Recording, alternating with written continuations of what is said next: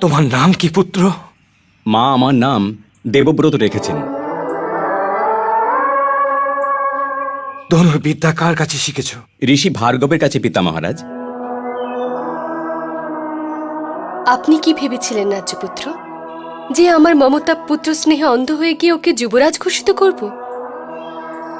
আমার এই ভরত বংশের পরম্পরা জ্ঞান আছে যে তারা জন্ম দিয়ে নয়, কর্মকে বিশ্বাস রেখে চলে। ওরা জন্মভোগী নয়, কর্মযোগী হয়। আমার আর তোমার পুত্রকে তো যোগ্য তো হতেই হবে প্রিয়ে। এর প্রয়োজন ছিল না রাজ্যপুত্র, কিন্তু হস্তিনাপুরের রাজসিংহাসনে কর্মের অধিকারেই বসা সম্ভব। এই জন্যই প্রয়োজন মনে করেছি যে দেবব্রত ঋষি বশিষ্ঠর কাছে বেদ বেদান্ত শিক্ষা প্রাপ্ত করে আর গুরু বৃহস্পতির থেকে রাজনীতি শেখে, যার সব ও করেছে। আজ যখন ঋষি ভার্গব আমাকে জানালেন এখন ত্রিলোকের মধ্যে কেউ এই বালকের বাণীর মোকাবিলা করতে পারবে না, তখন আমি ভাবলাম এবার সময় এসে গেছে যে হস্তিনাপুরকে তাদের যুবরাজ ফিরিয়ে দেওয়া উচিত।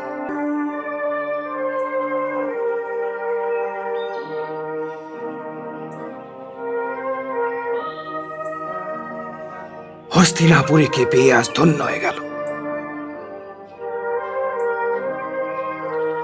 এখন তুমি তোমার পিতা মহারাজের সাথে হস্তিনাপুরে যাও, যেখানে ইতিহাস তোমার জন্য প্রতীক্ষা করে আছে। আর আপনি মাতা? বৃক্ষের ছায়াকে বৃক্ষের সাথেই থাকতে হয়। ও চাইলেও যাত্রীদের সাথে চলে যেতে পারে না। তোমার জন্য আমিও এইরকমই একটা ছায়া, সময় বৃক্ষের সাথে বাঁধা রয়েছি।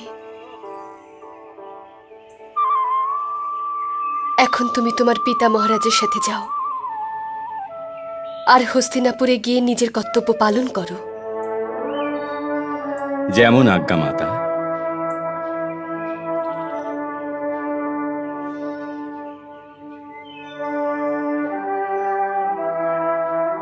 আচ্ছা রাজ্যপুত্র, আমি আসি।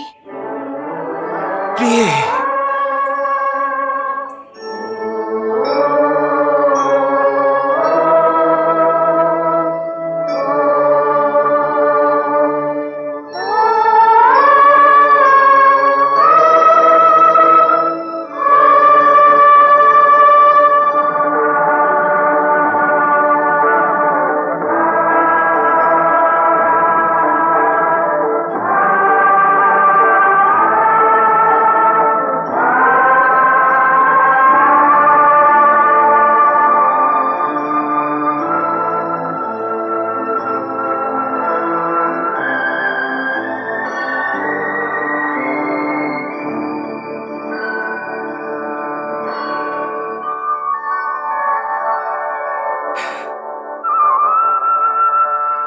উদাস হয়ে না পুত্র। আমার অসম্পূর্ণতার কথা ভেবে চিন্তিত হয়েছি পিতা মহারাজ। মাতার পিতার স্নেহ আমি একসাথে কখনোই পাব না। আমি তোমাকে মাতা এবং পিতা দুজনেরই স্নেহ দেওয়ার চেষ্টা করব পুত্র।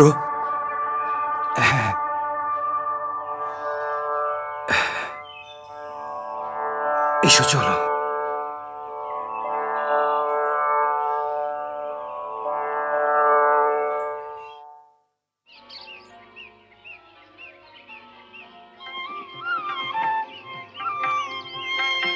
প্রণাম মহারাজ।